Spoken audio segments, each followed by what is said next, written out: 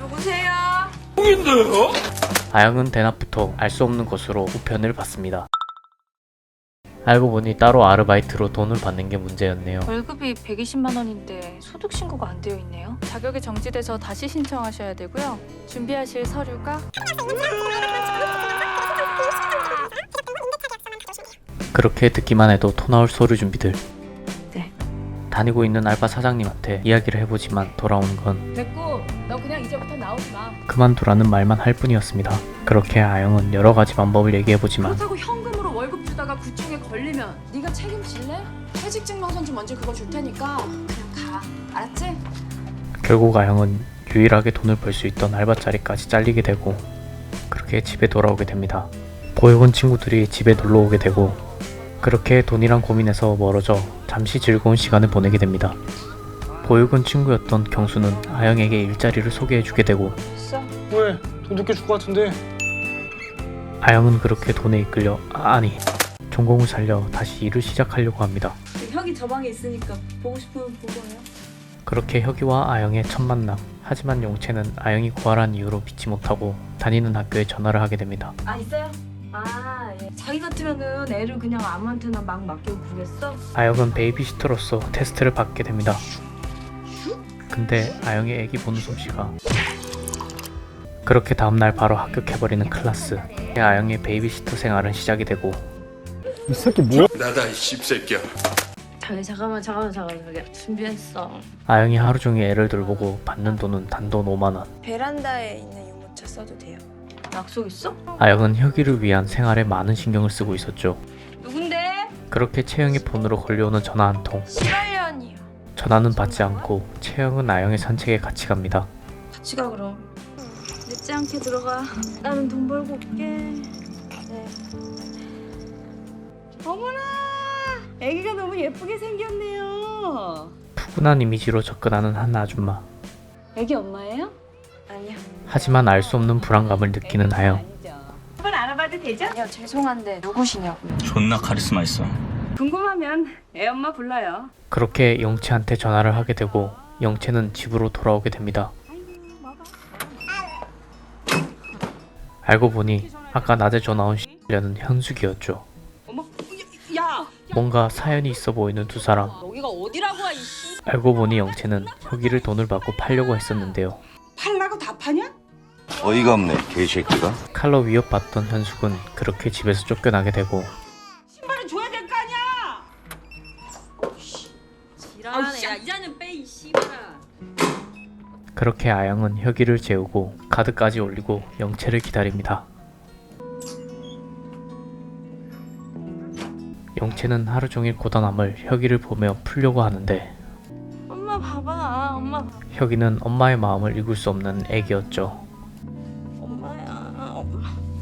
그렇게 영채는 혁이를 다시 침대에 눕히고 알 수 없는 감정을 다스리며 혁이를 바라봅니다. 그렇게 카드 올리는 것도 깜빡하고 영채는 다시 나가게 됩니다. 이 새끼 뭐야? 혁이는 침대에서 떨어지게 되고 그렇게 응급실로 향합니다.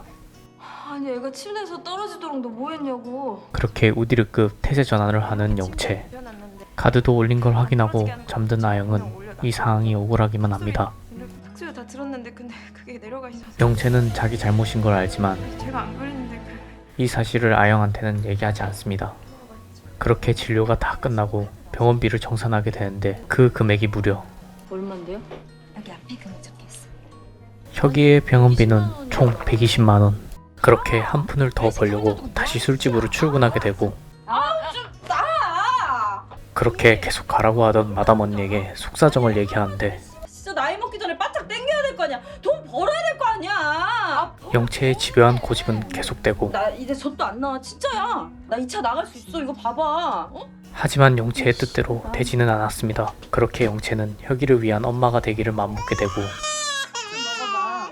하지만 육아는 영채 마음처럼 순탄하진 않았죠. 새로운 직업을 찾기 위해 네일을 배우게 되고 사뭇 다른 느낌으로 현숙을 다시 맞이하게 됩니다. 아이고, 야, 금방 해. 알고 보니 육아비를 감당하지 못하고 혁이를 더욱 좋은 곳으로 보내기로 한 영채. 그 절대 찾아오지 마라. 더 이상 돈을 요구하지 않는다. 별거 아니야. 여기다가 해. 그렇게 사인을 하게 되는 영채. 혁이를 보내야 한다는 사실에 영채는 한없이 가슴이 아파옵니다.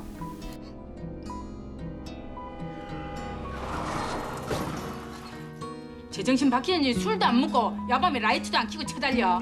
아영은 혁이가 아닌 영채를 이제 돌보게 되고 여기는요? 없는데. 이 새끼 뭐야? 아영은 혁이의 입양 사실을 알게 되고 영채는 혁이의 카드도 자기가 안 올리고 나온 것도 얘기하게 됩니다. 그 사실에 크게 화가 나게 된 아영은 영채의 뚝배기를 조져버립니다. 그렇게 혁이를 다시 찾아오려고 하는 아영은 사생활은 개나 줘버리는 촉보 행동까지 보이게 되고 그렇게 치밀하게 혁이의 아지트를 아니 혁이가 있는 집까지 알아내게 되죠. 그렇게 현숙이 쓰레기를 버리러 나가는 사이 아영은 너무나도 쉽게 집에 들어갈 수 있게 되는데 현숙의 집에서 혁이를 발견하고 데리고 나가려는 순간 푸근한 아줌마는 다시 집에 들어오게 됩니다. 그렇게 아영은 대담한 도주를 하게 되는데요. 야! 야! 좋은 말로 할 때 내려놔. 어? 현숙과 아영은 그렇게 몸싸움을 하는 도중 팔에 상처를 입게 됩니다. 키우지도 못하려는데 애 맡기는 게 얼마나 못할 짓인지 알아? 그렇게 임창정 뺨치는 카리스마 있는 눈빛에 존나 카리스마 있어. 현숙은 혁이를 영채한테 다시 보내주게 됩니다. 그렇게 그 사실을 알게 된 영채도 급히 혁이가 있는 쪽으로 오게 되고 데려다 놔. 혁이 쟤 키우려면 나 여기 와서 또 술 처먹고 지랄병 떨어야 되는데 그럼 쟤는 나 뭐가 좋겠냐?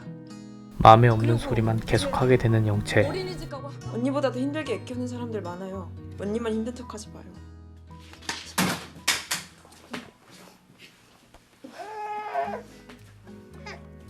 그렇게 누구보다 더 혁이가 보고 싶었던 영채. 혁이를 안고 있는 그 순간 만감이 교차하게 됩니다. 뭔데 자꾸 이래. 그렇게 아영은 혁이의 이유식 준비를 돕게 되고 만만해서 그런지 도통 감이 없네. 간을 하셨어요? 비자는 혁이 이유식에 간을 하는 미친 클래스를 보여줍니다. 그렇게 이유식을 들고 영채와 혁이가 있는 곳으로 향하는데 누가 누구를 달래는지 모르는 파티 속에